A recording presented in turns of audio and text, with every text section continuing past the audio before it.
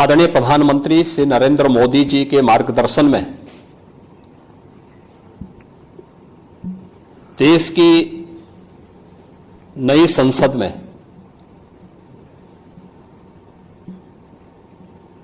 माननीय वित्त मंत्री जी ने देश का आम बजट प्रस्तुत किया है। यह बजट सर्वस्पर्शी, सर्वसमावेशी, विकासोन्मुख 140 करोड़ भारतवासियों की आशा, आकांक्षा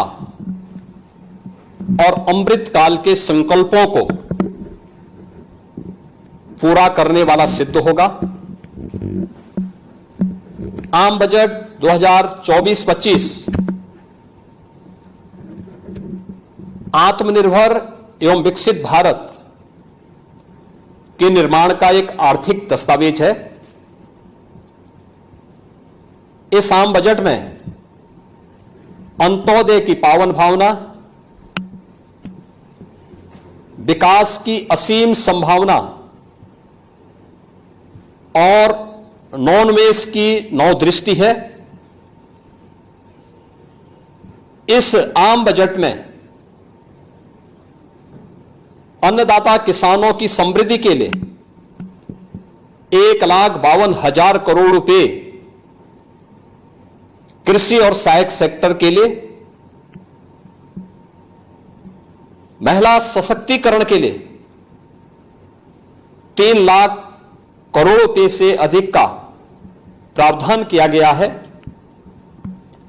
स्वाभाविक रूप से आधी आबादी, देश के सबसे बड़े राज्य उत्तर प्रदेश की आधी आबादी इससे सर्वाधिक लाभान्वित होने वाली है, और खासतौर पर तब जब उत्तर प्रदेश 2020 से ही मिशन शक्ति के कार्यक्रम को प्रभावी ढंग से यहां पर जमीनी धरातल पर उतार रहा है। सर्वाधिक अन्नदाता किसान उत्तर प्रदेश के अंदर निवास कर रहा है। उन अन्नदाता किसानों की समृद्धि में आज संसद में प्रस्तुत आम बजट बड़ी भूमिका का निर्वहन करने वाला है। युवाओं के लिए लाखों नौकरियों के साथ साथ मध्यम वर्गीय परिवार के लिए प्रत्यक्ष कर यानी इनकम टैक्स में जो नए टैक्स स्लैब की घोषणा हुई है, ये सभी अभिनंदनीय है, स्वागत योग्य है। इस पूरे बजट को अगर मैं कह सकता हूं कि यह बजट भारत को $5 ट्रिलियन की इकोनॉमी में बदलने के संकल्प के साथ ही दुनिया के ग्रोथ इंजन के रूप में भारत की भूमिका को और विकसित भारत की संकल्पना को साकार करने का एक आर्थिक दस्तावेज के रूप में यह देश की संसद में प्रस्तुत किया गया है। इस 140 करोड़ जनता जनार्दन के लिए समर्पित,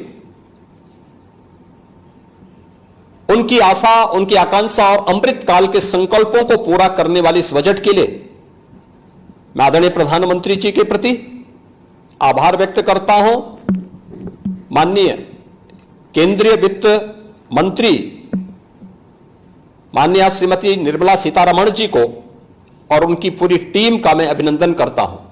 मध्यम वर्ग को राहत देने के लिए इस आम बजट में जो उपाय किए गए उसको लेकर क्या कहना चाहिए? देखिए, मध्यम वर्गीय परिवार में टैक्स के बारे में सबसे बड़ी छूट आज उपलब्ध हुई है, और यह लंबे वर्ष समय से यह मांग चली आ रही थी। 3 लाख तक के प्रत्यक्ष कर यानी इनकम टैक्स में कोई भी टैक्स नहीं लगेगा।